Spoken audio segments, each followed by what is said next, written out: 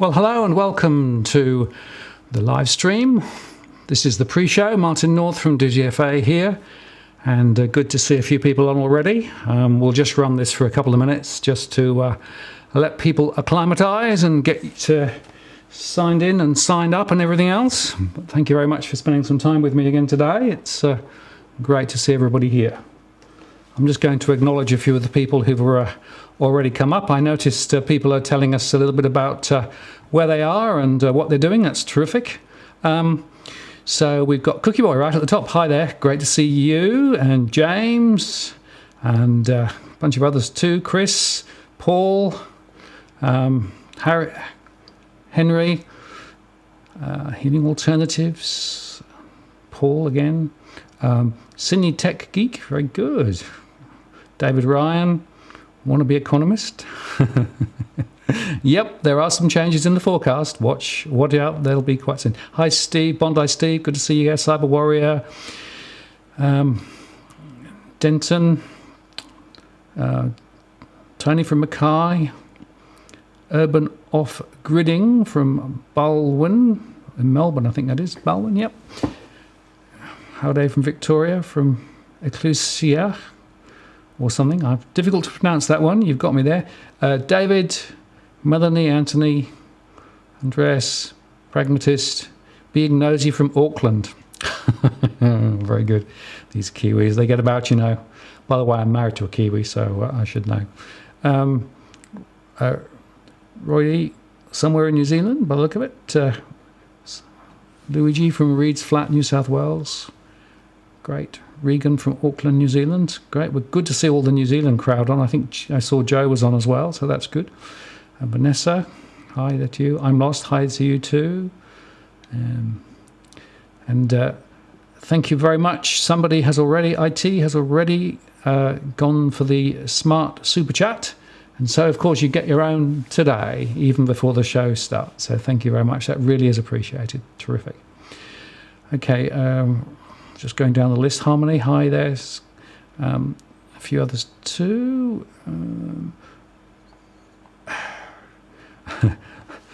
I'm lost, Sarah. I do like John Adams' insight and no bullshit, but unfortunately that comment was actually moderated out, but I've put it up now so you can actually see it. It's good. Yeah. Melanie asks, where did Walk the World came from? Well, just briefly, as we wait for the last few people to come on.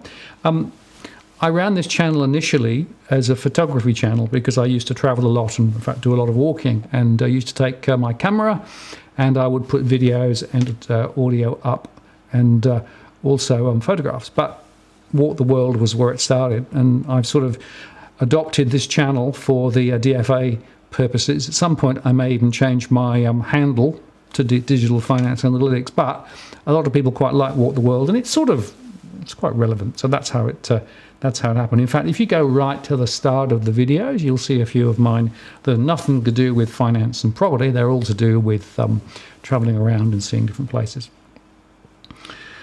Okay, I'm going down the list. There's a lot on tonight. I may have missed some out. I'm sorry. Travelling Man 1980. Hi from Queensland. Good to see you. Joe Wilkes. Knew he was there. Hi, Joe. Great to see you on. Thank you very much. A lot of interesting things going on in New Zealand, ANZ in particular. We might get around to talking about some of those a bit later. And Paola, thank you so much. Again, you get your own today because you've gone to the super chat. Terrific. Thanks for that. Really appreciate it. Really helps us. Okay. Let's just go down the list. There's a whole bunch of others. Look, I'm not going to be able to acknowledge everybody here. There's just way too many on the stream. So thank you very much. Right, I'm going to go for one more moment, and then I'm going to go and cross and start the show formally. The super chat is operational. The standard chat is operational, so you'll be able to watch in replay and see all the people who came on. But we've got a good number on. It's terrific to see you all here, and I really appreciate your time tonight. We have a lot of big issues to discuss, I have to say. We are at a very interesting inflection point in the market, both locally and internationally. And as you discussed in the stream beforehand, a lot of questions. You know, gold going up a lot, Bitcoin going up, interest rates being cut around the world, home prices looking, well, wobbly or not. Interesting times. And Uppercut in the house, is he? Okay, I haven't seen whether John Adams is on yet. I think he's coming on. So he tried last time, and I think he couldn't get in for some reason, but hopefully he'll be here this time. Ah, okay, I think John Adams, yeah. Maybe there. Hopefully you're John, you're there. Okay, so I'm just going to go for my normal little trick, which is to I run the intro, and then we'll get going formally. So let's keep fingers and toes crossed, and let's hope that this runs appropriately.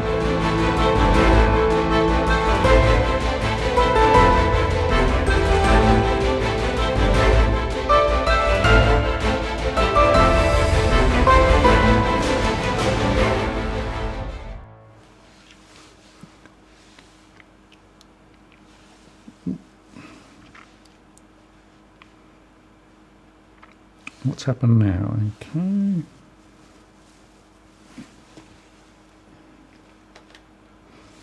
Well, that was a bit of a mess, wasn't it? So what happened there? The thing didn't jump back. Anyway, we're on. That's the main thing. So, good evening. It's Martin North from Digital Finance Analytics. Welcome to our live show, dated the 18th of June 2019. I should say today or this evening or something. Great to have you all on board, and welcome to the latest discussion in our series, which I think is pretty important at the moment. There's a lot going on, and we've got a lot to get through tonight. So we've already gone through in the pre-show some intros. There's a lot of people on already. Great to see you all, and thank you very much for those who are using the super chat. Really appreciate it. It is really great to see some of the comments there. I will do some more acknowledgements a little bit later, but James F. just say thank you so much for that. Really appreciate it, and you get your very own today. So that's great. Thank you for that. Okay, so what we're going to do now is we're just going to go through the first part of the show, which will be, as normal, about 10-15 minutes max of me just going through some slides. There's a lot of information came out today which you may not be across yet. I want to make sure you are. And then we will go into detailed discussions. We'll also be taking questions as we go through. But just to say, at the moment, I won't be looking at the chat. So if you want to use Super Chat and those things, don't necessarily assume I'm going to see it. The fact of the matter is, there's a lot to get through, and the best way to do it is for me to just go through the slides first. So here we go. And I think the first thing to say is that as we look at the situation today, you know, there is a lot going on, but just to sort of give you a bit of a sense of what we're going to do, we're going to just quickly go through our running order, our introduction, done that, the house rules, we'll cover those briefly, about our models. Very important for you to understand how we do what we do. A few key slides. Then the questions and answers. The bulk of the show tonight will be Q&A. I do have a bunch of questions that people sent me through earlier on, and hopefully we'll get to some of those. But of course, I'll prioritise on those on the live stream, and then we'll do a sign-off, probably about an hour and a half, plus or minus a little bit. And let's see how we go. So in terms of house rules, please note this is not financial advice. I'm not allowed to give financial advice. I don't know your personal circumstances. This is my general opinions based on my research. Quite extensive research, but please don't take this as financial advice. A few people have grizzled because they're claiming I said X and, you know, Y's happened. Well, you know, this is just my opinion, so take it or leave it, but please, it's not financial advice. I'm not able, I'm not willing, cannot give it. Please play nice in the chat room, no racial slurs. We have had in the past a few people get a little bit difficult. The fact of the matter is that the whole point here is that this is a really intelligent community, and we have a lot of really good discussions, not only the discussions that I'm facilitating here, but also on the chat amongst the various members of the community. So if we get lots of rubbish in the chat, then it just devalues everything. So please, please, please do play nice. We are moderating, and if necessary, we will take steps if we need to. This is, of course, adds out the 18th of June 2019. It is, we'll know in a few months' time whether my forecasts are right or wrong or different, but things change, unfortunately. That's just the way. Use Walk the World, at Walk the World, to get my attention. There are so many things going on the chat. I don't really have a chance to look at every single conversation, but if you've got Walk the World, there's a really good chance. And of course, you can use Super Chat. That's now enabled, and that just basically means that you can pay for attention.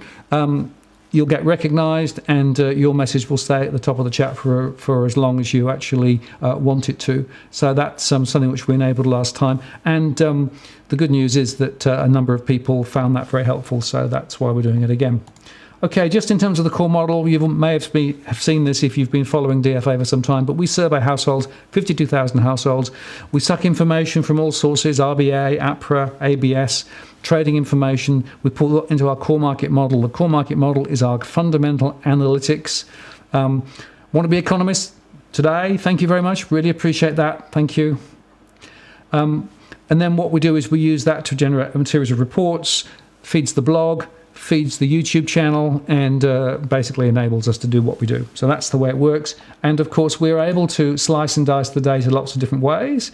And what that means is that essentially we can look at trends, we can look at different behaviors going on, and begin to look at the fact that different households may be doing different things. Because what you will discover as you work with me is that, in fact, averaging masks, you've got to get granular to really know what is going on. And now some data just to sort of get the juices flowing. So this is essentially the latest unemployment data. This is from Westpac, this particular chart. And one of the really interesting things about this is that the underemployment's now at 8.6%. That's higher than when we were in the GFC. Post-GFC, we got to 7.5%. We have more people underemployed, so in other words, not doing the work they wanted, as much work as they wanted to work. And what that basically means is that we have a lot of people who are finding it quite difficult to get the sort of employment that they want, as well as unemployment, of course, lifting to 5.2. TJ Jingle, thank you very much. Really appreciate that today. You've got your own today now. Thank you. So unemployment's pretty high and rising. And one of the interesting questions, of course, for everybody is that going to continue? Because, of course, the RBA is essentially saying that the likelihood is that unemployment needs to get to 4.5% before we actually see full employment and before we really see anything in the way of wages growth, which is, of course, remarkable. And we'll come on to that in a second. RBA minutes came out today. They basically talked about lower interest rates. That will help effectively households pay their debts, the sort of normal stuff. Overall net effect of lower interest rates expect to boost aggregate household disposable income. So this is all about making households effectively work harder and spend more, but we'll see. Second is they've said that the changes to APRA will increase borrowing capacity for those on lower interest rate loans, but those with perhaps higher incomes or bigger loans will have significantly less additional capacity. So they are admitting some change, but not necessarily big change. And then this is the really important point. Given the amount of spare capacity in the labour market, members agree that it's likely that there will be further easing in monetary policy. And the issue there is that low interest rates, they say, won't necessarily be the only policy option. There may be others. Okay, sorry, we've got a bit of rubbish on the stream. Let me just see whether I can kill it.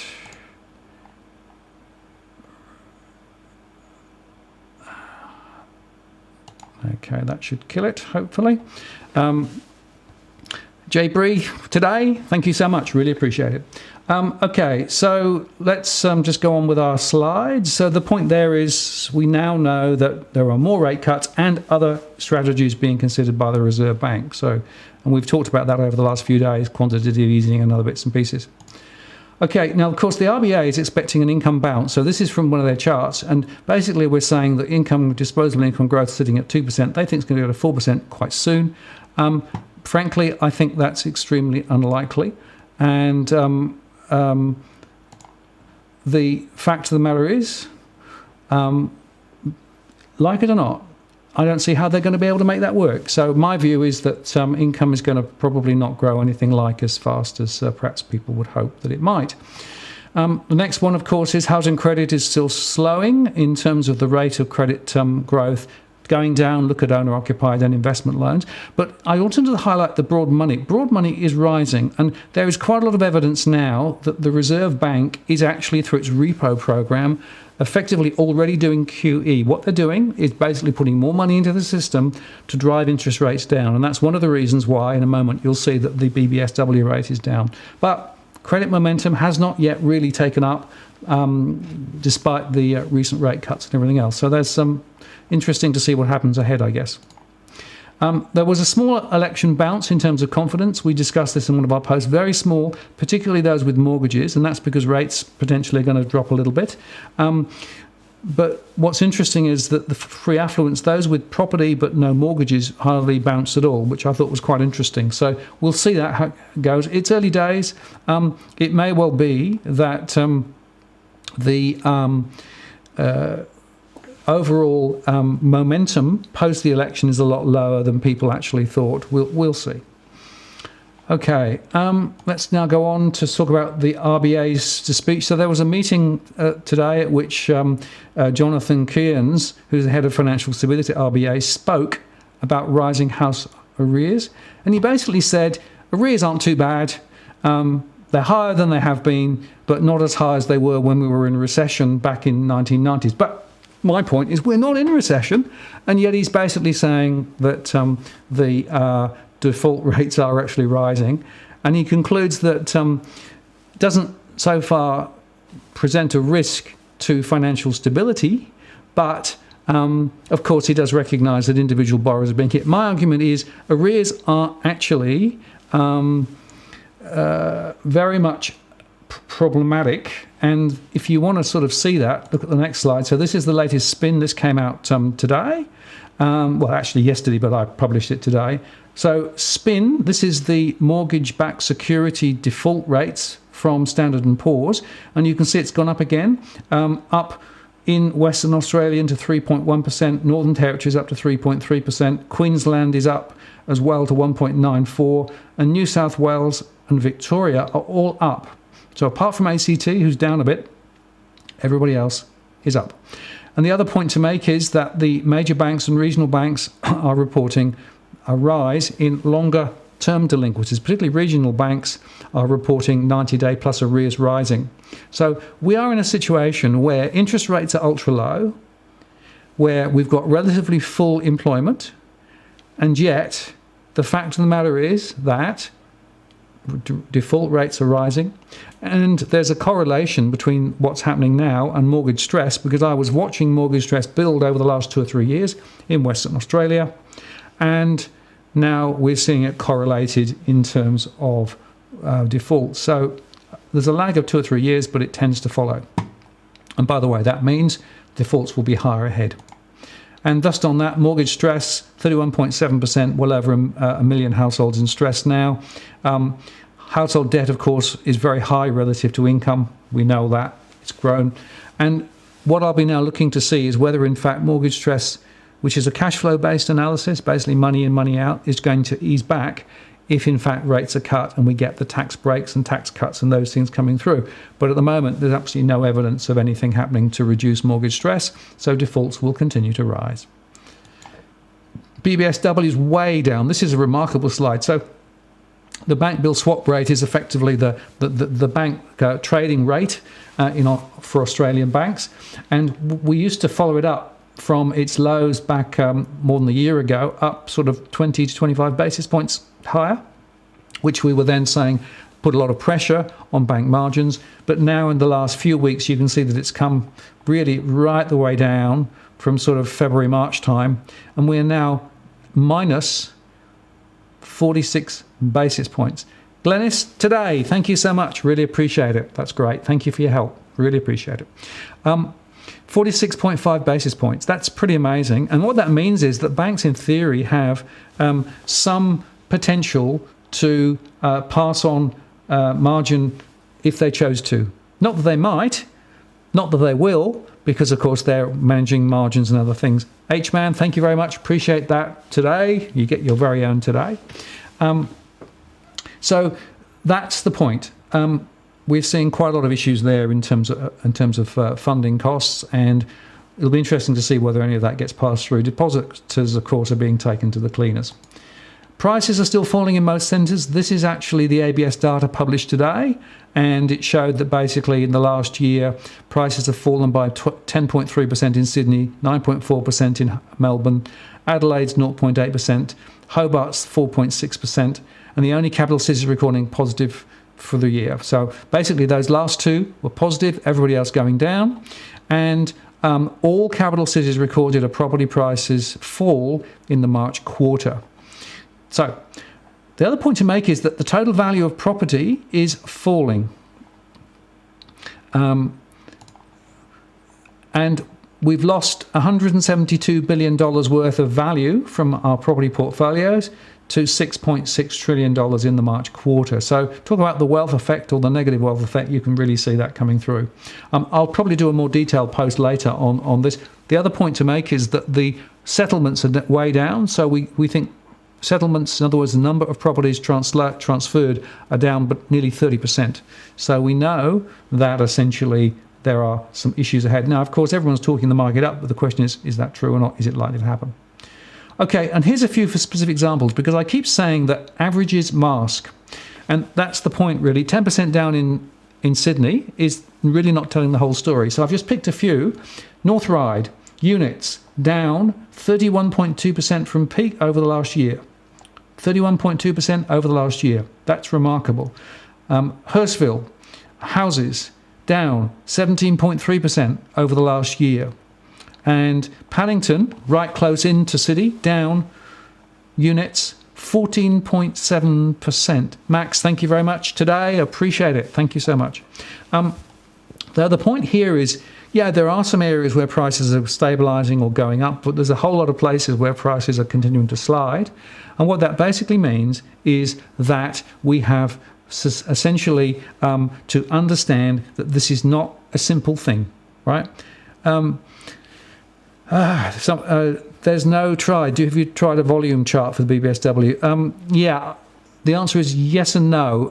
It's quite hard to get really good volume data on the BBSW in time to do that. And I'll answer some of the other questions that I see there shortly. But there we go, some specific examples. But just to make the point, there are postcodes in Western Sydney and in Western Australia where prices are down well over 30% now. People are in negative equity, and that's a big deal. Okay, just quickly going on to us. Oh, this is one that John Adams sent me. We spoke yesterday on both the Interests of the People channel and DFA on the Mascot Tower situation.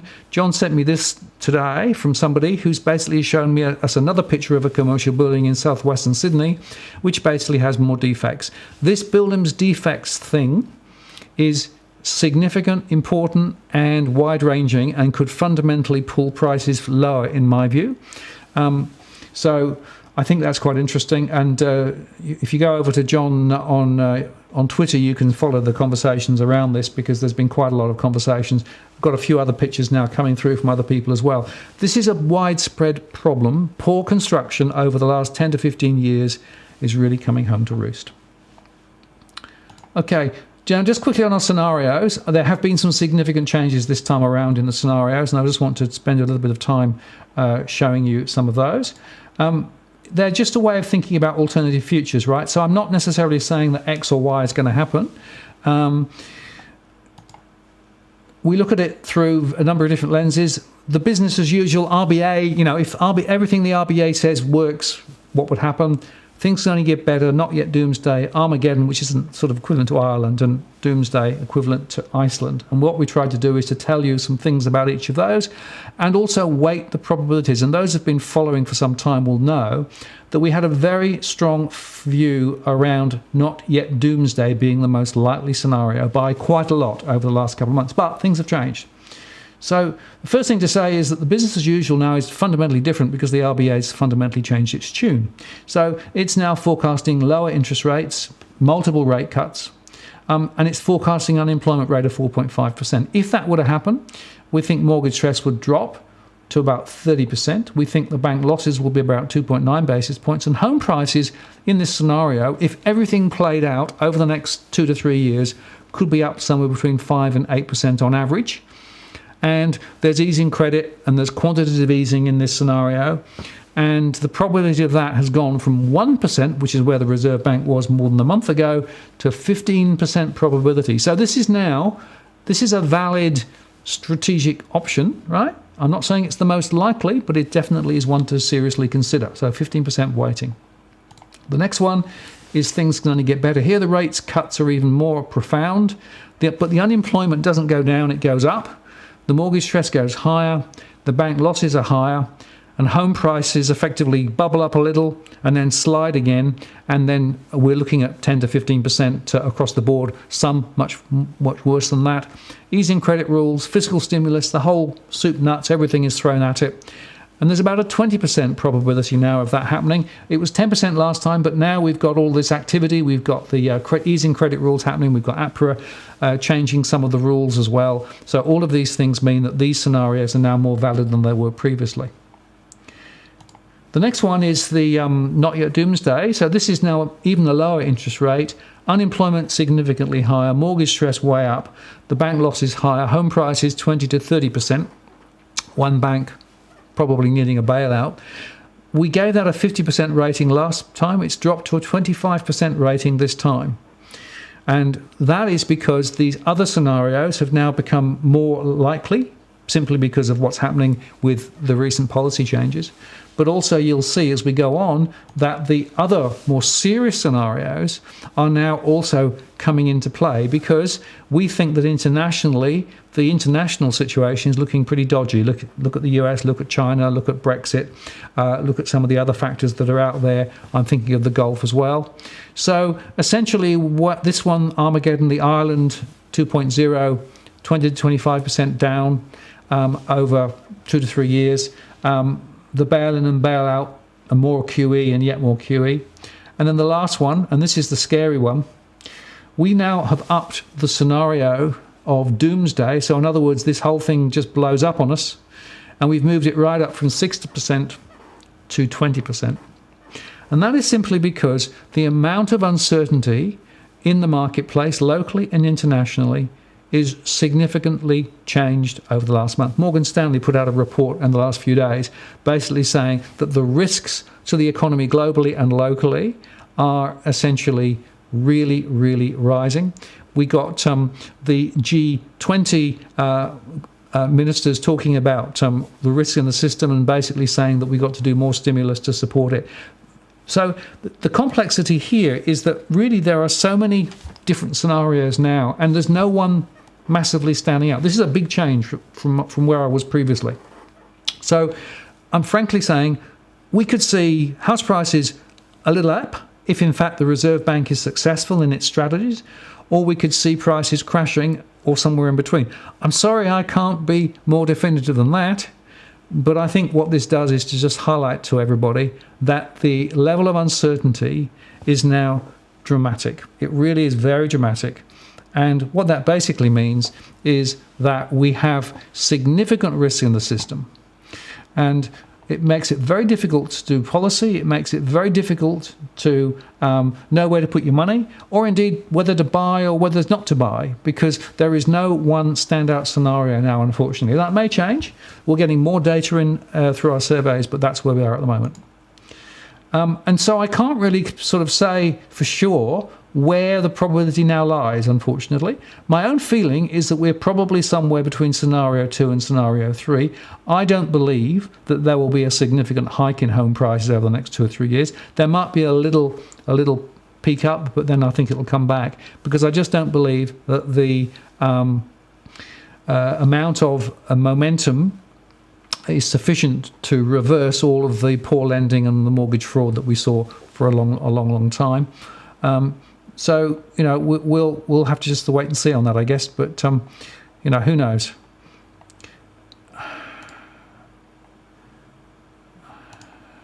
Okay, so that's essentially where we are now. What I'm going to do is I'm going to switch this back over here. And let's go and have a look at the live chat. Now, there's a lot of activity on the chat, and I've turned off a few people who've been making funny annoying comments, so apologies for those, but hopefully I'm just going to go back now and start looking for at DFA, and we'll see what questions we have. There were quite a few that came in I saw as I was talking, but I deliberately didn't pick them up. Okay, Joseph Wilkes, New Zealand data from RNZ not published. Auckland sales volumes at 1.2 to 2 billion bracket for the first 5 months of 2019 are 28% down on the first 5 months of 2018 with 3% foreign buyers. So, okay, so Joe is saying New Zealand is definitely wobbling as well. And, yeah, I think there are some interesting parallels between New Zealand and Australia.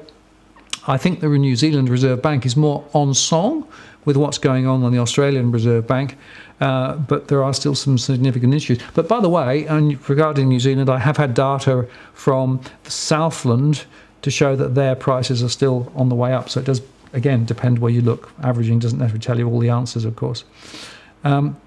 Yep. As Richard says, BBSW is getting worse. It is, and my view is that the amount of stimulation that is now going on, the Reserve Bank is using repos. So what they're doing is basically putting liquidity in the marketplace. That means that effectively it's pushing interest rates down. So these market operations are essentially what the Reserve Bank is doing. They're going to do a lot more of that because essentially what I think they're doing is trying to push the price of money down. If they push the price of money down, what they can then do is essentially, drive interest rates lower, and that's effectively the mechanism which is used to essentially control the interest rate. So, somebody asked me earlier on, what happens?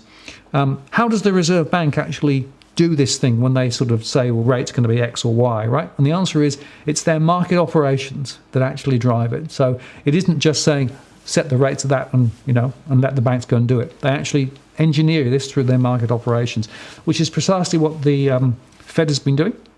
Tends to expand the balance sheet of the Reserve Bank because they keep acquiring assets, and around the world central banks are actually driving the volume of assets that they hold significantly up. So that's that one. Okay, what else have we got?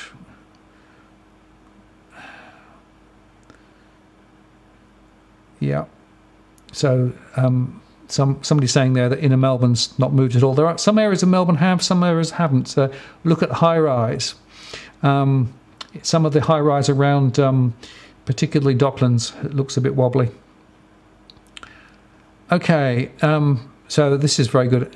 Amrutha asks, is there any other house price index other than the CoreLogic and the ABS? Well, CoreLogic is certainly the main one.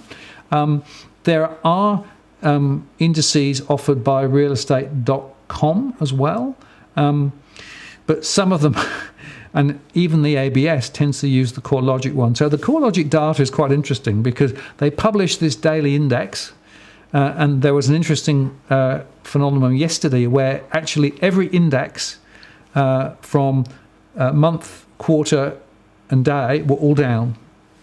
Never seen that before.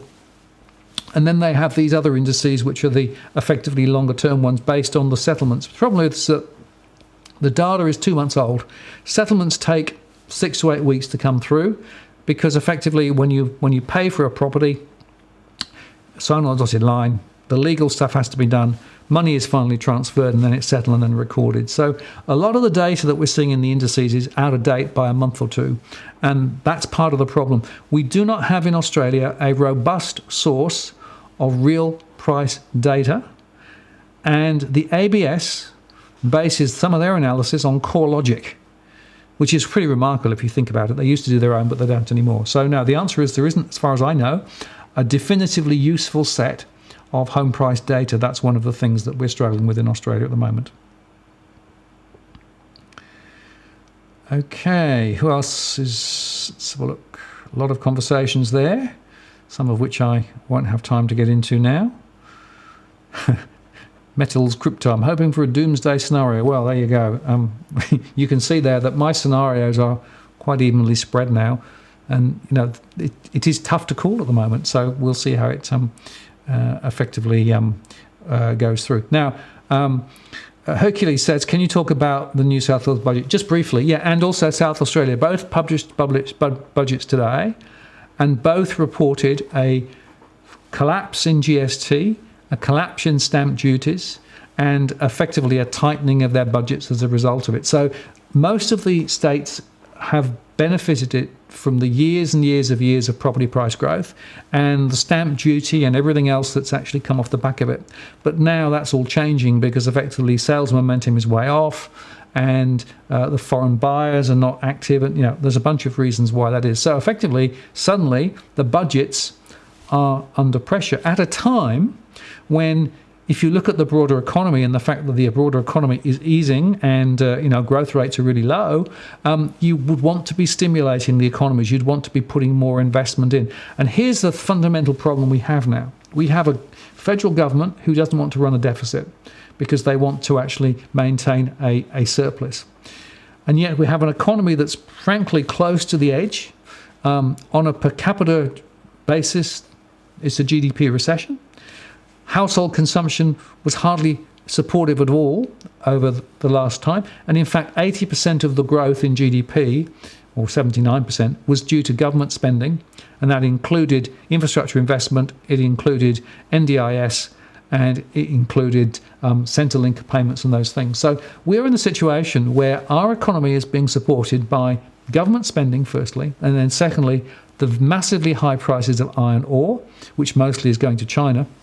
And that's because Brazil basically still has these production problems. But we are very, very exposed. If China stops buying the raw materials from us because their economy begins to wobble, we're going to be in serious difficulty. And of course, because of the fact that interest rates are being cut and the broader momentum is easing, exchange rates dropping, so it's down to 68 point something now. And now a number of people are calling the rate going to go down to about 65. So at 65, we'll be inflating locally because we'll be importing inflation. Oil prices will rise. And it's interesting that the Reserve Bank, in their recent comments, actually said a rise in the oil price will be good because it would help inflation, which to me is absolutely nuts, because I know how many households are struggling with their budgets at the moment based on my surveys. And the last thing that they can cope with is rising oil prices. So it's a real big issue. So back to New South Wales and South Australia, they've got real issues now. They're going to have to downsize. They'll probably have to lay some people off, so more unemployment potentially. South Australia announced, I think, 1,500 redundancies from the public sector, mostly in administrative roles. Expect to see more of that ahead, because essentially we're now in the situation where trying to actually manage the business of managing a state where income is going down, costs are rising, is very tricky. Now, Indiana Jones says, all the retail spaces below apartments in Sydney are empty. Yep, I agree there. This is one of those really interesting situations because the retail sector is in recession. In fact, the NAB published a report, their monthly report, and one of the things they said was that retail is, in their view, in recession. We think that's true from our SME surveys. We're seeing a lot of retail now saying, we just can't keep this going because essentially there's not enough turnover coming through. Households are not spending with us, particularly discretionary type stuff. So people are still spending money on food and other things they have to take. But some of the discretionary spending is definitely coming off. Even some of the big ticket items, furniture and those sorts of things are coming off too. So many retail areas are struggling. Now, a lot of these high-rise apartments are based on ground floor retail, high-rise above. And of course, they're basing their economics on being able to let those retail spaces and use that to help pay for the overall running of the particular site. So if the retail spaces are free, it means that the owners of the building are effectively now running on empty when it comes to some of the revenue streams that they were expecting. So that's another reason why we are seeing more difficulty in the whole question of retail and high-rise. Okay, let's see what else we've got. What's that one? Just reading now. Quite a lot of... Yeah. Ian says 45% of ARB again are high. Yeah, absolutely. I didn't want to come out with that answer. I mean, I really hoped that I could see a way through without going into, gloomland. But I have to say that the US is likely to cut rates, not this month, but probably next month, and we'll cut again. We've got the trade wars going on with China. We've got the whole Brexit scenario just going around in ever-decreasing circles, and I don't think a new Prime Minister in the UK is going to make any difference at all. We've got the issues in Hong Kong. We've got China. The data out of China is looking pretty wobbly. And we also know that in the US itself, there's a greater probability now of a recession than previously, and I reported this at the weekend in the Property Imperative. There are experts in the US saying there's now a higher probability of a recession. We've got the negative, we've got the inverted yield curve. We had that for some time. But effectively now it looks as though the chances are that the US will go into recession. If they do, then that basically just has a further dampener on the economic situation. So all around the world, what's happening now is that central banks are dropping interest rates, doing more quantitative easing, effectively unwinding the tightening that they tried to do. And what they're doing is kicking the can down the road, building up the debt even more so. But it doesn't solve anything. All we're doing is just building a bigger pile of debt for later. And at some point, that's all going to come home to roost, which is why I'm unfortunately more negative about the situation than I was 2 or 3 months ago. Okay, what else have we got? Yeah, Jeff says, I fear an increase in suicide rates is a leading indicator, one to watch. I agree. You may have seen Eddie Hobbs. John Adams and I did an interview with Eddie recently. I did one with him previously. He's the guy over in Ireland who basically was on the curve before Ireland collapsed. And one of the things he kept pushing on, and I think rightly so, were the social implications and social consequences of all the things that are happening. Because effectively it is the fact that people get into difficulty, and as the difficulty rises, then the social pressures rise, and that can lead to, all sorts of social consequences, including suicide. And I remember when I was talking to Eddie on the line over to Ireland, he said, it's really scary when you actually talk to a number of people and you see similar behaviours, all of which are very, very worrying. So I'm afraid that this is a really, really big deal. And the fact of the matter, I think, is that we're going to see a lot of social consequences and implications of this, unfortunately. I know from my household surveys, the 1 million households in mortgage stress, they're all basically saying the same thing, which is it's really tough. It's really tough to try and manage a household budget when the cost of livings are continually rising, when incomes in real terms are not rising. Most households have seen no rise in income for 5, 6, 7 years now. The mortgages are really big. And, there's a little bit of latitude potentially if rates are cut and that flows through. But actually, the chances are it's not going to be a huge amount, 25 basis points or whatever or less. This is a really big deal, unfortunately. And I have a feeling that we're going to see more households just saying it's going to be harder and harder. And I think I mentioned previously that the Western Australian scenario is very interesting because I've been tracking the stress in Western Australia for 5 or 6 years as it's developed, with incomes dropping significantly, with prices dropping in some cases 35%, with negative equity rising, with people who had investment properties that they can't let. And we're now in the situation where, for many people, the only thing they can do is essentially try and sell the property at a loss or effectively get foreclosed. And that is the scenario that I fear could spread more broadly. I hope it doesn't, but I am concerned that we seem to be following Western Australia.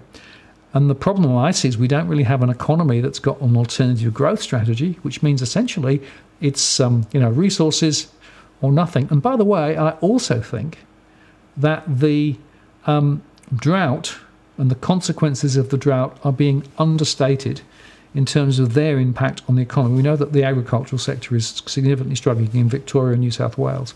And I think the ongoing consequences of that will also play out. Okay.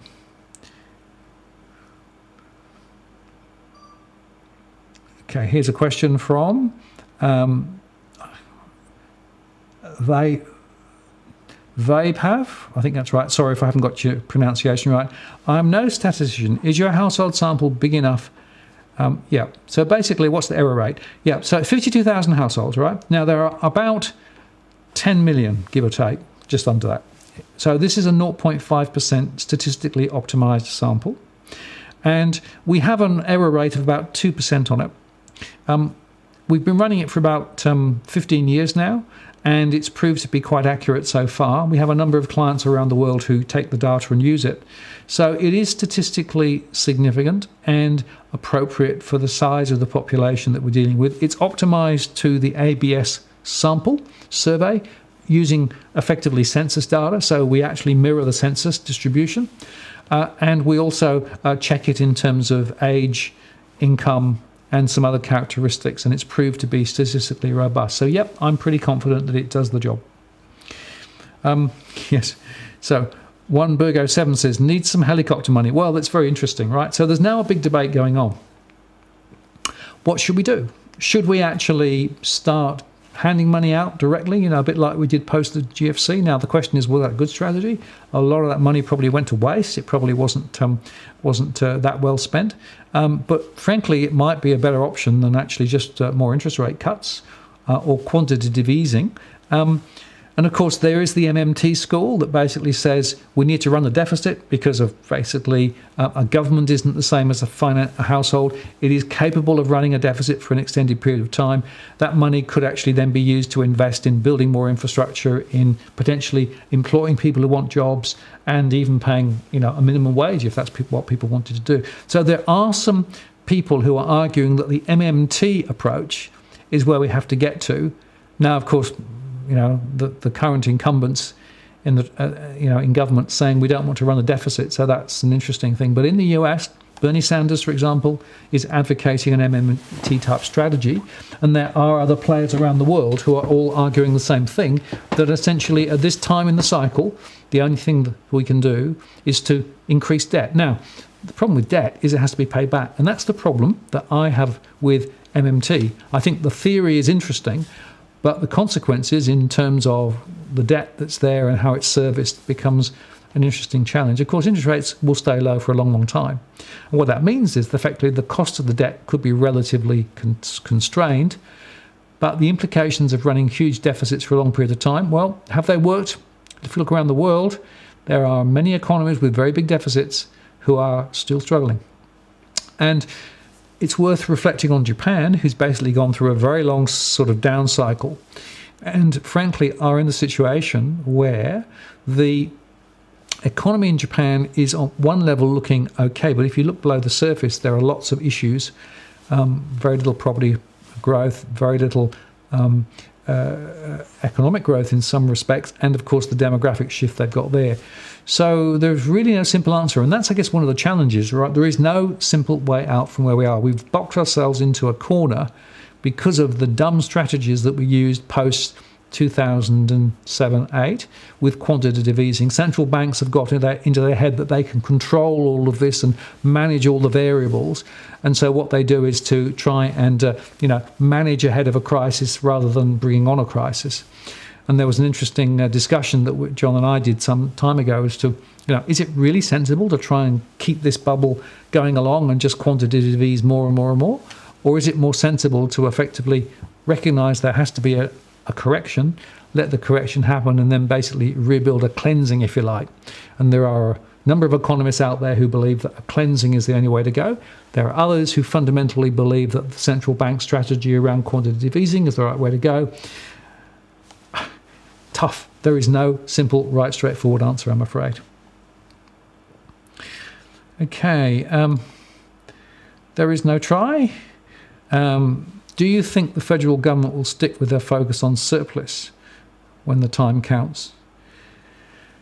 They may have to make a call. I think that's right. I think it's quite likely that at some point down the track, when the economy becomes even more troublesome, that they'll probably have to change their tune. But they're not there yet, and they're still holding to their promise of a surplus. But if you look at the assumptions in their budgets, in terms of growth, in terms of employment, in terms of interest rates, they're all way off now compared with where we are. So I suspect that if they ran a budget calculation now, they'd already be in deficit. That's my own view.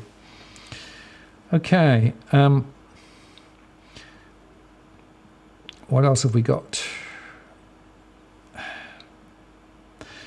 QE is the stupidest policy ever, says Ben. I tend to agree.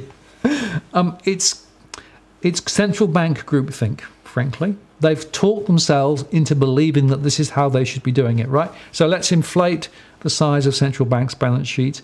Let's empower them to do yet more and yet more. And in fact, it's interesting that the debate going on in the US at the moment is whether QE is working at all. There's a big review going on as to what the central bank's role should be and whether QE is a good thing or not, right? And there are lots of papers coming out saying, actually, QE has not solved anything, right? We've inflated debt. We've given cheap money to corporates so that they can actually buy back their shares and lift their share price. So we see asset inflation, house price inflation, but there's little investment in productive business. And therefore, is this really a strategy that's going to work? Possibly not. So I tend to agree with your assessment there.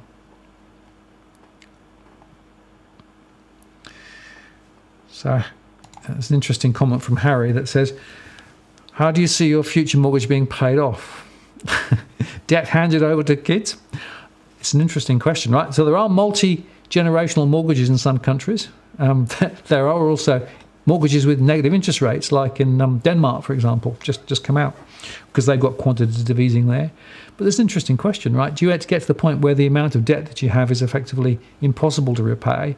And do you just say, okay, I'm just going to continue to pony up and continue to pay interest on my debt for the whole of my life, and the next generation can sort it out? There are people in my surveys who actually believe that that is the right way to do it. So, they're sort of saying, you're stupid not to take big amounts of debt because it's so cheap. If you can service it, then have the lifestyle that debt enables you and let somebody else clean up the mess. I'm afraid that's a strategy that I can't agree with. But there are many people who actually think that's the way to do it. And of course, interesting debate. If you have debt when you effectively come to the end of your natural, what happens to it? Does it go to the estate? If there's no survivors, does the debt get written off? Interesting question. Okay, Jeff has asked about Deutsche Bank, and I've done several posts on Deutsche Bank over the last little while. And the thing about Deutsche Bank is that we know that they've got massive exposures in derivatives. We know that they've got real problems with the profitability of their bank. What they've announced recently is they're going to create a bad bank and put all the US trading stuff into that, including, I think, a lot of derivatives. And they'll put that over there as a separate entity. And the rest of the bank, they will focus on effectively looking at funding their bank by deposits. But the risks from Deutsche Bank are huge. And I still think there are some significant risks, although I suspect that the share of Deutsche Bank that is actually the good bank, would be supported by Germany. But the bad bank, the bank with all of those risk assets in, 50 trillion, I can't remember which, probably 50 billion, is a big number, and there's a lot of risk attached to it. And the question there is, what is the true value? Because that's effectively the mark-to-market value. That isn't the true value of the risks if things go wrong. So yeah, watch that. It'll be very, very interesting to see. Now, at Wiser 3754, so firstly, you get your own today. Thank you very much. Appreciated. Why are countries such as Russia and China buying gold en masse? Okay. They are, and they have been, and there are other people buying up gold around the world as too. And it's because of the fact that we think, quite likely, at some point in the future, the US dollar will cease to be essentially the cornerstone of the financial system. Today, the US dollar is seen as the best currency to hold, the most firm, the most stable. But what happens if that down the track, that isn't the case? What happens if other players, backed by perhaps gold, is able to assert their own power of their own currency? And effectively, the power of the US dollar dissipates. That's what this is about. So effectively, people in some of these other countries are buying massive amounts of gold. we wonder of where that gold is coming from. John Adams and his Australian gold, who's got it? Well, watch some of our earlier videos if you want to know more about that. The fact of the matter is that gold is being collected by some investment banks, by a number of powers internationally, as well as individuals. And a lot of people see gold as essentially a much more secure hold compared with other currencies that you don't know quite what they're doing. My point is simply this: gold is just as much at risk of market manipulation as all of the other currencies. In fact, we know that the gold price is artificially manipulated at the moment. So don't assume that gold is this silver bullet, if you pardon the pun, because essentially the dynamics of the gold are quite similar to many other commodities. And also for Bitcoin on the same sort of category. People are also saying, well, maybe we should grasp Bitcoin because nobody's controlling that. Well, maybe, but there are massive risks in the Bitcoin world as well, with exchanges that people are not quite sure who owns them, if anybody owns them. We've had exchanges hacked.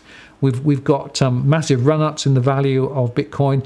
There is no fundamental underlying for Bitcoin, so it's basically just a sentiment question. So gold and Bitcoin, which are those two cornerstones of alternative risk strategies that many people think about using, both of those are actually quite risky in their own right for different reasons. So don't think of them as safe havens. There are no safe havens, unfortunately. There is risk everywhere, whether you look at deposits, whether you look at the stock markets, whether you look at gold, whether you look at Bitcoin, whether you look at bonds. All the asset classes have risks attached to them. And the question then is to try and calibrate the relative risks of those different asset classes. And that will be determined by your own view in terms of what you think the scenarios are going to be and how they're going to play out. Because if you think we're going to go towards Armageddon, you might go one way. Whereas if you think we're more likely to follow the reserve bank strategy, you might go a different way. And the other point to make, of course, is that these various dynamics in the marketplace and how these plays out, they keep changing, right? Because effectively we see more central bank intervention, we see more international crises coming up. So the problem is that there is little certainty out there other than a whole bunch of uncertainty. So my own view is expect the unexpected and spread your risks. Okay, that's that one. Let me go back to the, see what else is coming there.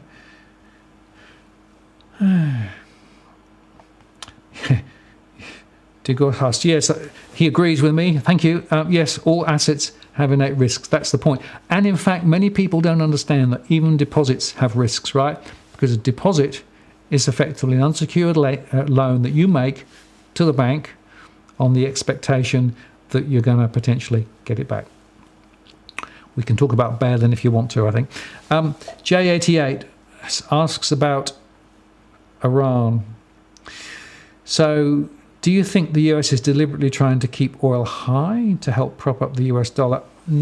It's difficult to know what's really going on there because, of course, there's a lot of fog in the messaging. My own view is that Iran is, of course, under huge pressure from the US because of the sanctions that they've applied.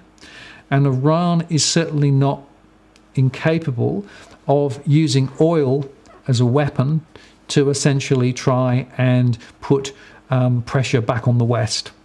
So my suspicion is, and I've got no data to prove this, but I can certainly argue it logically, my suspicion could be that maybe Iran created the incident with a deliberate intent to try and slow the flow of oil to effectively apply pressure back into the US. Now, of course, there's some flaws with that argument. The first is that the US has a lot of production now onshore because of all the shale and the fracking that they've done. And the second is that the demand for oil in the US is significantly down. So the most recent statistics that came out showed that the stocks in the US are very high in terms of oil. So it may not necessarily impact the US, but it could certainly impact other countries. And by the way, it's worth reflecting on how many weeks' supply of oil do we have in Australia? Because we don't refine now in Australia. We are completely dependent on importing oil consistently. And the latest statistics that I saw was it could be 3 weeks or so. So if there was a massive international issue with oil supply, we've got about 3 weeks to sort it out. It's not very long. Okay, let's see what else we've got there. This is from Josh. Doesn't the Japan-USA example, the fact that it's been going on for so long, basically prove that MMT is a viable option? The sky hasn't fallen in Japan and the US. Yeah, maybe.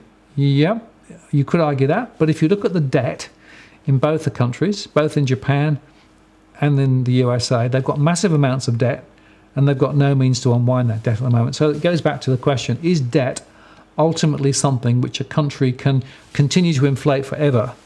Or is there going to be a day of reckoning? At some point, does their currency effectively suddenly get trashed?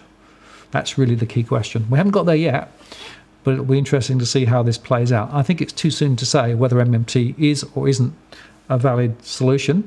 I certainly think we need to debate our MMT, and I think we need to have a balanced debate, because basically you tend to get polarization. In fact, we've seen this on the DFA blog, right? We put up a post with John Adams discussing some of the negative parts of MMT, and we got a whole bunch of people saying, well, no, MMT is great. And then we did an interview with an MMT exponent from Adelaide University, and we got a whole bunch of people saying MMT is rubbish and how could you have him on the channel? Really interesting that this is a really polarized debate. What I'm trying to do here and on DFA is to have some debates around some of these issues and try and get some of these things really explored, because I think it's important that we have some opinions that are informed opinions rather than just ideological. Okay, this is from Theo. What's your thoughts on holding large parcels of land? There is no more being made. That is true to an extent, but Australia is a huge country, right? We've had massive land constriction. If you look at what's happened over the last 50 to 80 years, land prices have been driven up because effectively the planning processes have been deliberately constrained. And what we're now seeing is some releasing of land parcels around the edge of towns. But if you look in Western Sydney, land prices have dropped by 50% in the last year. And that shows you that certainly over the cycle, land prices can drop down. And if you talk to Edwin Almeida, who's been on the channel a few times, he will tell you that, you know, some of these high-rise buildings and everything else, you come back to what is the value of the land fundamentally. So in the long term, assuming that the world population continues to grow, chances are if you're holding physical land, it's worth something, but I'm not sure exactly what it's worth and how will the drought play out and, you know, all of those things.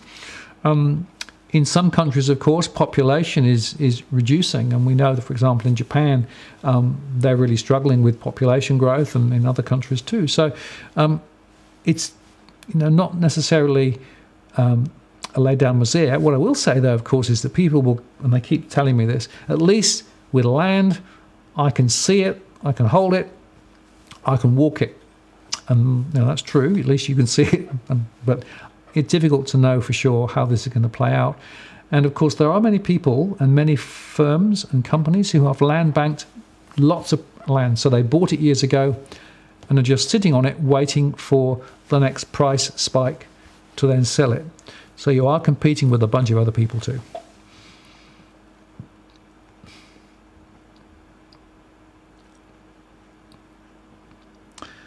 Okay, so somebody's just saying, you know, 5 to 10% of precious metals in a portfolio. That's from DIY. Yep, I think diversification is good. My own strategy is not to go into precious metals because I believe that they are too uncertain and the value is too unknown. Other people will disagree with me. There are people on the channel who believe that precious metals is the way to go, and good on them. I have a different view, but you know, as with all of these things, who knows? Okay, what else are we doing? Yeah, Cookie Boy makes the point, and I think I covered it, that the US doesn't need to import oil internationally. That's correct, because of all of their shale activities. They've got enough onshore oil in the US for at least 20 to 25 years. So effectively, they are less directly exposed to what's happening in the Middle East. But of course, they are a huge political player in the Middle East and what's going on there. And I suspect, again, the risk is collateral damage, right? There are other countries much less able to produce oil for themselves who are absolutely at the mercy of the oil producers. Okay, Genevieve says, if the RBA is effectively carrying out QE, doesn't it need to be made public, i.e. public interest? What are the journos scared of? I don't think many of the journos understand what's really going on, frankly. There are very few who really take the time to delve into the internal workings of the RBA's balance sheet. Also, the amount of information that's publicly available is very low. They do report on a weekly basis the various balances on the RBA, but there is very little information about their market operations. So I think it's deliberate to keep it relatively under wraps. But, you know, my view is QE is already happening. And I've had a conversation with a number of journalists where I've gone through the arguments and shown them the data, and they basically shrug their shoulders and say, that's too complicated, there's not a story in it. And I'm thinking, wow, well, that's interesting. So I will continue to try and monitor this. I'm building some new models to try and assess the quantum of quantitative easing that's going on at the moment. And when I've got those models working, I'll report them on the DFA channel. So keep an eye, and you might learn more soon. But you're right, the journos, and look, the financial sector journos in Australia are far between now. You know, there aren't many of them. Most of them are actually, you know, within the large papers, and frankly, they don't have a lot of time to get into any detail. Most of them come and tapping on my door, and like the AFR, for example, a number of times that the AFR taps on my door for information, pick my brains. It's pretty remarkable, actually. I had 7:30 call me this evening on another story. So it tends to be quite a few people tapping a rather few sources of knowledge at the moment.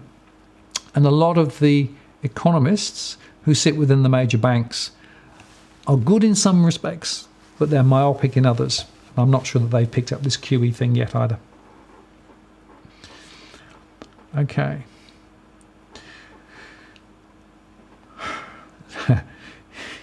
So somebody's suggesting I should interview Scott Pape. Oh, well, we'll see. I've got a few interviews planned with various luminaries down the track, but they're quite hard to tie down. Okay, there's one here. Yeah, Michael makes the point. That's a good point, actually. Shale oil creates demand for US dollars. It does. That's a very good point. Thank you for that.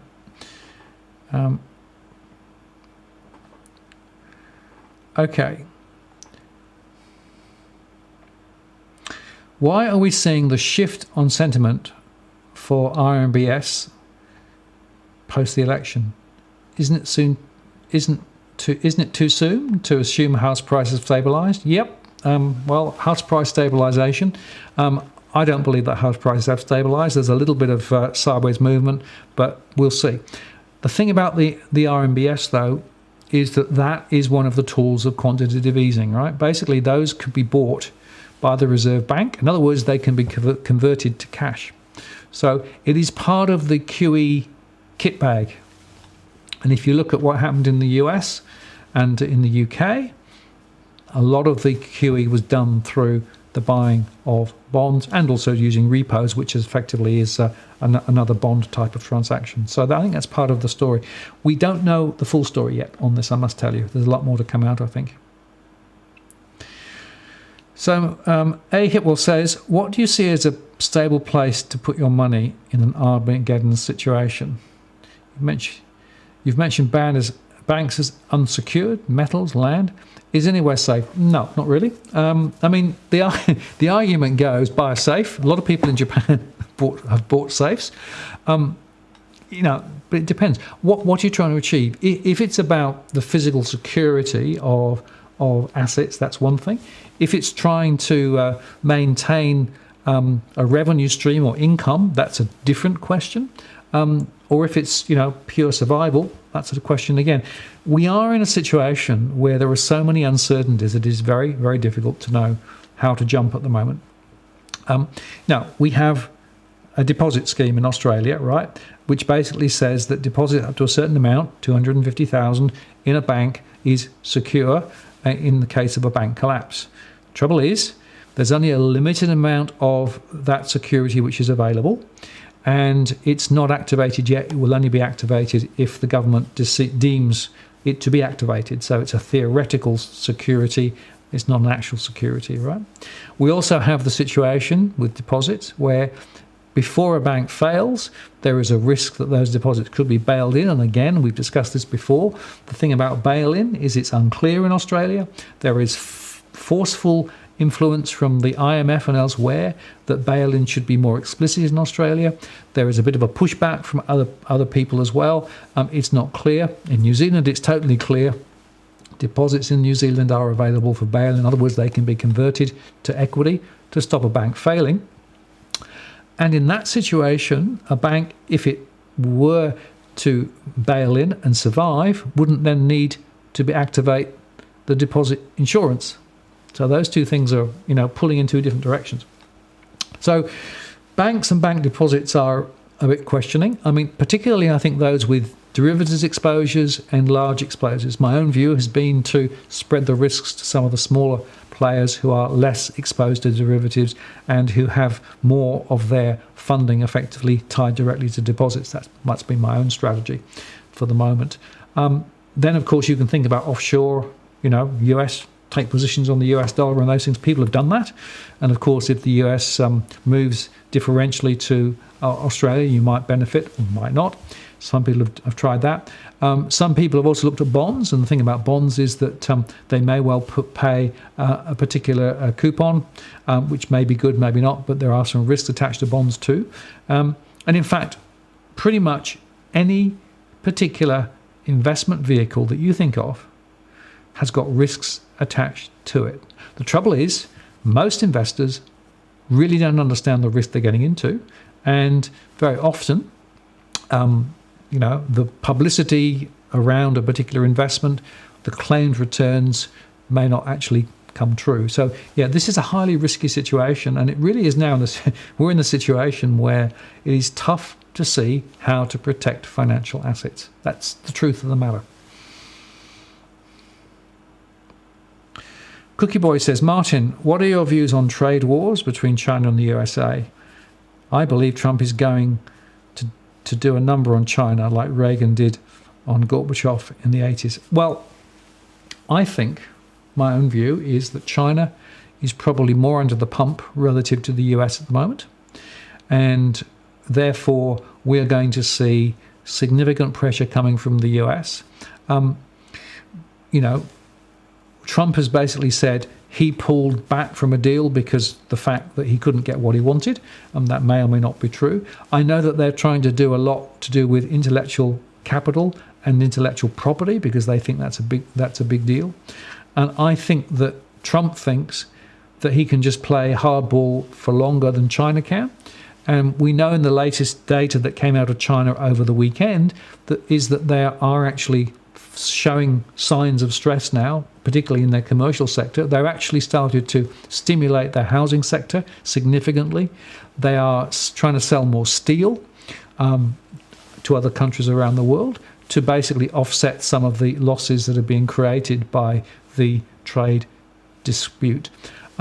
My own view is that this is going to go on for some more months because essentially Trump can afford to let this run certainly until next year. There's a presidential election at some point which will probably overtake events, but he's got several months to play with. I suspect that China will find this more and more difficult. And remember that their economy is slowing already. It was already. The growth rates are dropping. And, big debate about whether the growth rates as reported are accurate or not, but that's another story. But the fact of the matter is that this trade war is going to spill out and is going to have significant impact on our own economy and other economies around the world. And so the collateral damage that is being done because of it is pretty dramatic. It's one of the reasons why I've gone more negative on my scenarios, because I think that the, if you like, the sort of the pendulum towards midnight in terms of the Armageddon is closer now because of it. So it's really tricky, but I think that the US is probably thinking that they can sit this out longer than China can at the moment. So it's going to be a bit of a waiting game, I think. Okay.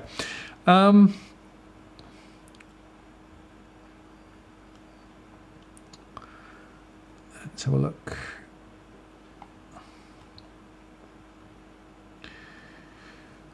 Just reading a few of the things that we won't be showing tonight.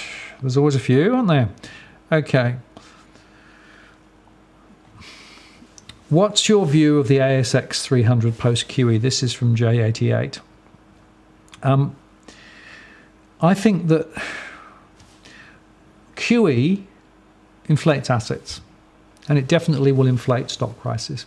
One of the reasons why the US is having difficulty is they tried to basically reverse QE through the last quarter of last year. And the stock market started to drop significantly because they suddenly realized that the magic pudding basically had stopped working. But the market power was so strong that effectively the Reserve Bank in the US, the Fed, basically had to reverse course. And the problem that I see is that the power of the markets to dictate to the central banks, just keep going, keep inflating asset prices so that we can do more share buybacks and all those things, is very, very strong. So yeah, it's quite likely that the stock markets will continue to thrive and will continue to go higher until we get a major correction. And at some point, you remember that post 2007-8, there was a significant correction. There have been a few significant corrections through the years. But yeah, I think QE will actually inflate stock prices. It may well inflate property prices to an extent, although for the reasons we discussed earlier on, probably not as much as perhaps some people are saying. So it's a big deal, I think. But yeah, expect it to go higher. Megan's thanking me for speaking truth. Well, it's my opinion, right? I could be totally wrong, but I study this stuff pretty much all the time, and I think that my understanding of what's really going on is actually relatively sophisticated. I also am always happy to learn from other people, so I learn from a lot from the guests on the channel and also the comments as well. I do read a lot of the comments. In fact, I read them all. I don't necessarily comment on all the comments because that would take forever. But, hopefully here you get a bit of balance, but also hopefully some thoughts as to, some of the things that are really important. Clive says, how much thought have you given to putting literal cash in a bank safe deposit box? Yeah, people have done that. And then the question is that deposit box essentially safe? Now, in some countries, there have been stories where deposit box were grabbed as part of a bank collapse.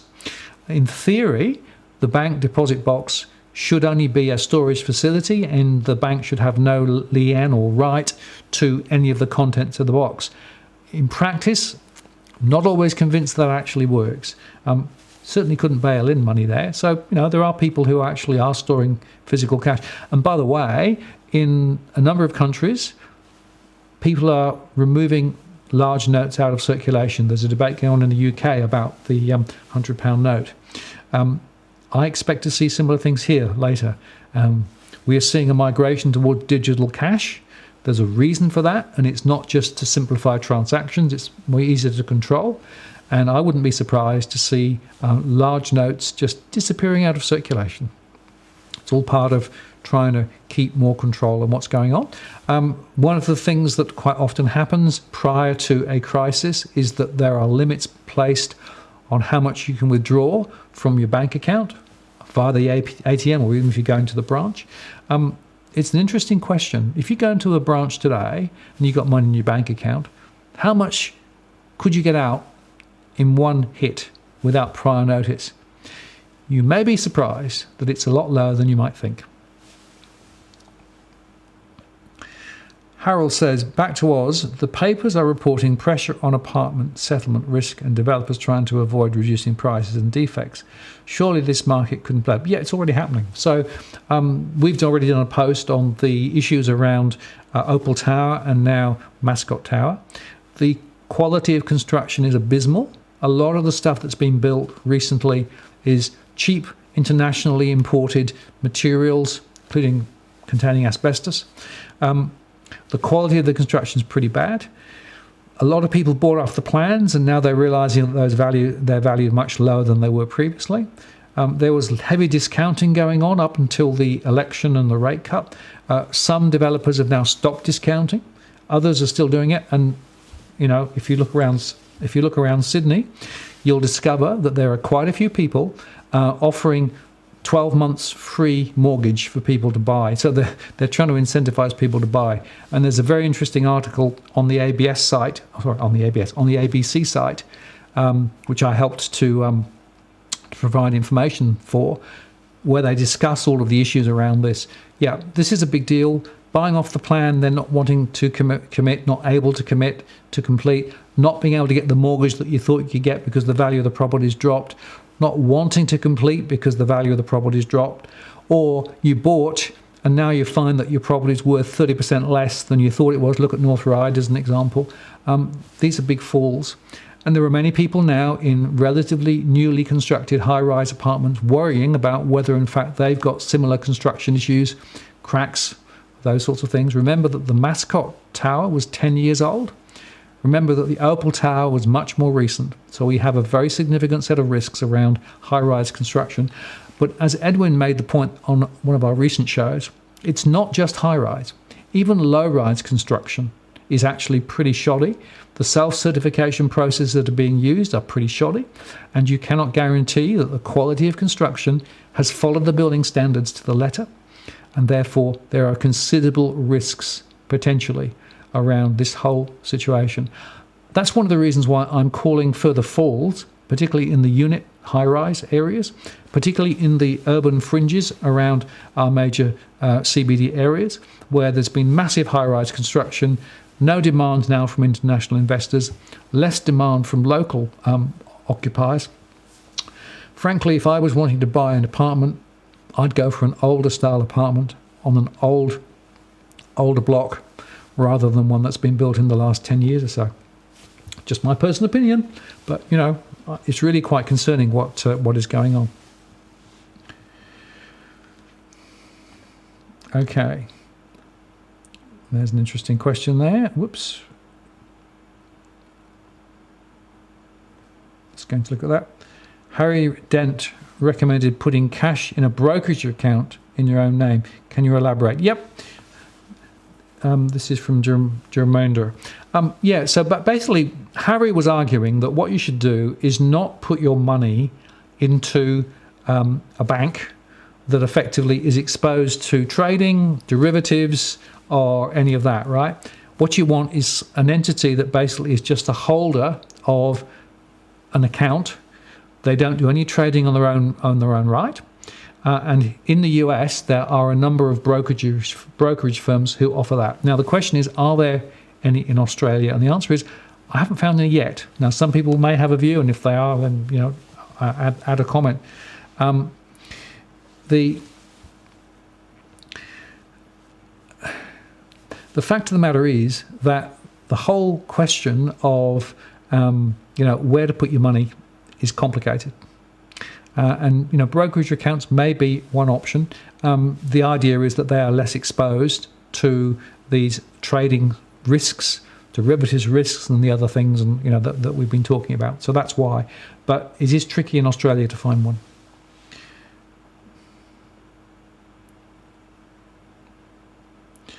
Okay, let's have a look. What's that one? Today. This is from Something Piston. Hello. There you go. You got your today. Thank you very much for that. Really appreciate it. Okay, what's the time? 9:23. Okay, we're running out of time. Well, I failed to get to any of my questions that people sent in beforehand. So what I'm going to do is I'll do a separate offline post and answer those questions. I've got a couple of pages worth, although some of them I have covered. I'm just going to see. Okay, this is from Darryl. At some stage, everyone needs to address the plan the IMF laid out in its blog on extreme NIRP, which is the negative interest rate policies. Yep. the fact of the matter is that negative interest rate strategies are fraught with risk. It's an experiment. It's an unproven experiment. It might give us a little bit of wriggle room for a few months or years, but it doesn't fundamentally solve the economic crisis that we have around the world. It just basically creates an alternative version of it. And, you know, the IMF, the World Bank, the BIS, other those organizations are all sort of talking about some of the risks involved in some of these things. And what I'm interested to see is that there is actually now a bit of a swell that maybe this is not good strategy, that basically there are some risks to zero interest rate and beyond strategies that people haven't yet fully understood, and that the zero bounds is real, despite the fact that a lot of spruikers out there are still saying, yeah, do QE, take interest rates negative, not a problem. I mentioned Denmark earlier on. In Denmark, there is a mortgage where they pay you to take the mortgage because they're just desperate to lend. It's remarkable. To my mind, it just shows that this whole thing needs a different way of thinking. All right. This is from Cine Tech Geek. What future info announcements in the next few weeks, months, will give us more clarity on your estimates?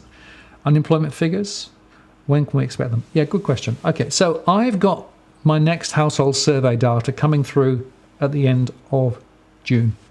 And I've asked some very specific questions about price expectations and some other things too. So I will get my private data, which I'll share with you in the next month, as to what households are really thinking. That will tell me whether, in fact, there is likely to be a considerable increase in demand for property. So that's the first. Secondly, yeah, we need to be following employment quite closely, because the employment rate, if it does start to tick up, it's 5.2 at the moment. If it goes up towards 5.5, despite the fact the Reserve Bank wants to get to 4.5, we know we've got a real problem. But of course, the employment rate, as reported, is not the real employment rate. The true employment rate is a lot higher than that, as some others report. So we know we've got more employment, and therefore we haven't got full employment. Therefore, wage growth is probably not going to happen anytime soon. And that's the other thing I'll be looking at. If we started seeing a significant uptick in wage growth, maybe we could claim that we could turn a corner.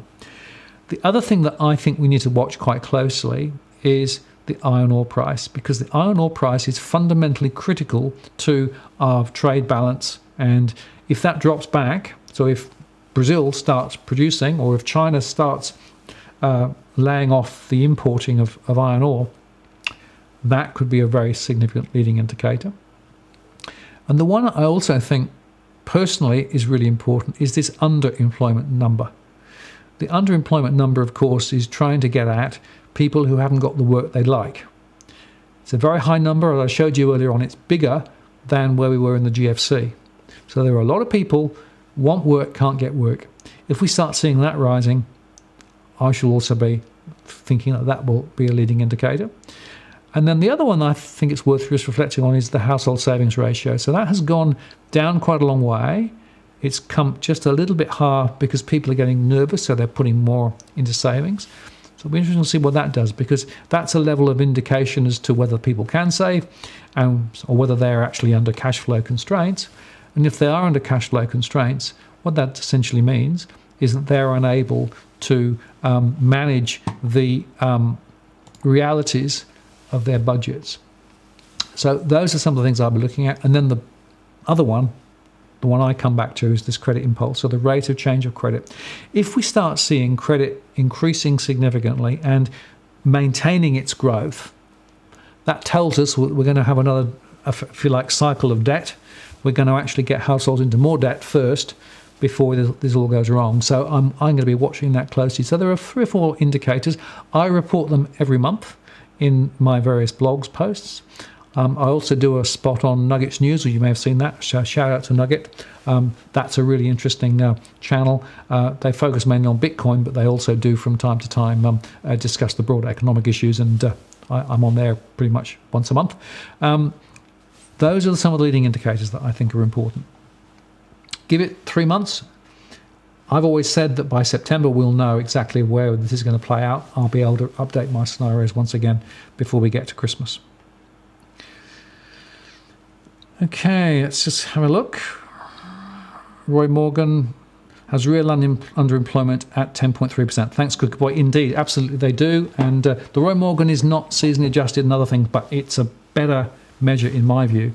And by the way, CPI is ridiculous as well. That's another story. Okay, so I think we're getting quite close to the end of the show. I'll just go one more look back through to see whether there are any other questions that I missed.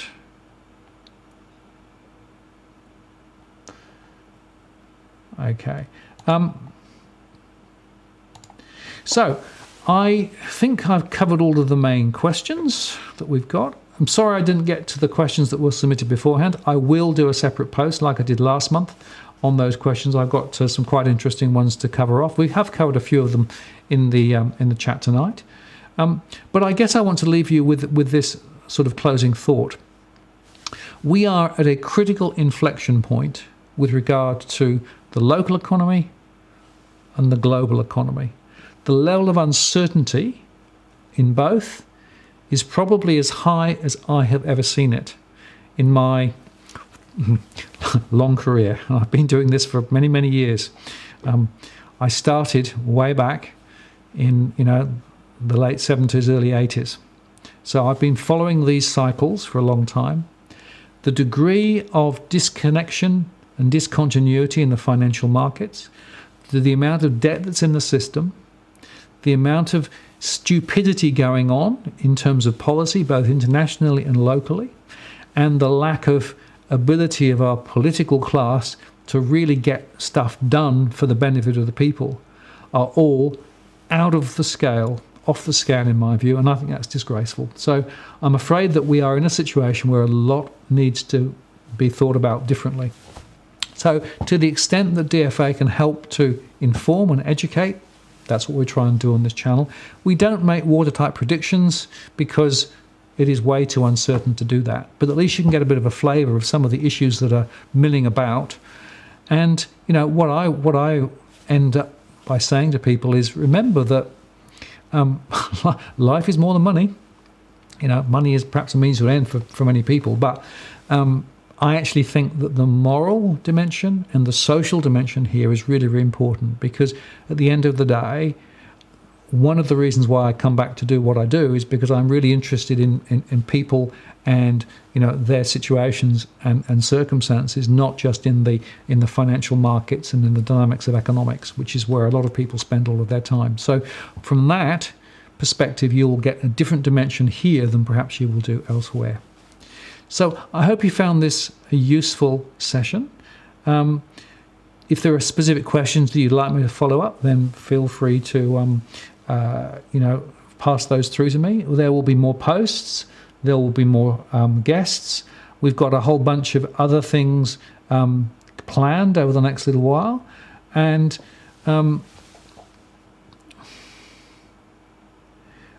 Joe Wilkes has just said that for Kiwis, if you want data, go to interest.co.nz. Ignore the real estate spin and question the narrative. There are a few characters. Healthy debate, worth learning from some good minds. Thank you for that, Joe. Yep, we are still covering New Zealand, well, not particularly tonight, but Joe and I have been chatting about how we might actually extend our coverage further into New Zealand, so watch the space on that as well. So there we go. I think that's going to be the lot for tonight. So thank you very much for spending the time with me. It's been a privilege to spend some time with you. I hope that you've learnt something and perhaps had some fun along the way. I'm sorry that the news is not better, but I'm merely here as reporting what I see. I will continue to do that on the DFA channel, and I look forward to seeing you on future posts. We'll be back in a month with another live stream. We'll be posting most days through DFA and also on the interest of the people. And just before I go, I just wanted to highlight a couple of quick things. I'm just going to switch back to, whoops, that one there. Okay. So just to say, if you like what we do, please consider supporting us via Patreon. There is significant growth on the Patreon channel worth looking at. You can also, of course, support us via PayPal. And we have Bitcoin now. Many people ask for Bitcoin. So we've got that too. And, appreciate that if that makes sense for you. The DFA blog, of course, contains a whole bunch of additional data. Subscribe to that if you haven't subscribed already. We've now gone secure. We've got that all sorted out now. And there's a lot of posts there. Talk about the post-election bump, mortgage arrears, bail-in. There's a post from the Property Imperative Weekly series. And then there's a very important post on the interests of the people relating to talking there with an insider who talks about the regulators and how they don't do. Wilson Sy is his name. Very important session there. And we did a post with John and Edwin recently on high-rise death traps on the interest of the people. So there's lots of content meantime, and we'll look forward to seeing you next time. So with that, I'm just going to come back to that. So thank you for your time. Thanks for spending time with me tonight, and we'll see you next time. It's Martin North from Digital Finance Analytics signing off. Thank you for your time today.